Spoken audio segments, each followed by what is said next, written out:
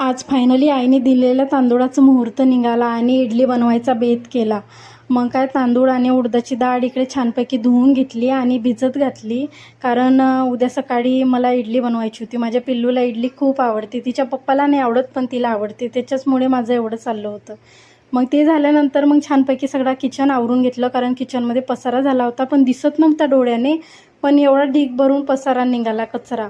मग हे केल्यानंतर तर काही अंगामध्ये शक्तीच नव्हती काय करायची. म्हणून मग छानपैकी डाळ भात बनवून घेतला. म्हटलं आजचा तरी प्रश्न मिटला. मग काय उद्याची तयारीला लागली. म्हटलं सांबार बनवण्यासाठी ज्या बेसिक भाज्या आहेत त्या ज्या फ्रीजमध्ये होत्या माझ्या, त्याच मी सगळ्या कट करून ठेवल्या.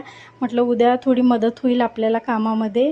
आणि सगळं कट करून मी फ्रीजमध्ये ठेवून दिलं. नंतर मग डाळ आणि तांदूळ पण भिजले होते आणि तेच मला ग्राइंड करून घ्यायचे होते आणि त्याचीच माझी तयारी चालू होती. ते छानपैकी ग्राइंड वगैरे करून घेतले. आजच्यासाठी एवढंच. भेटूया पुढच्या व्लॉगमध्ये. आवडलं असेल तर लाईक, सबस्क्राईब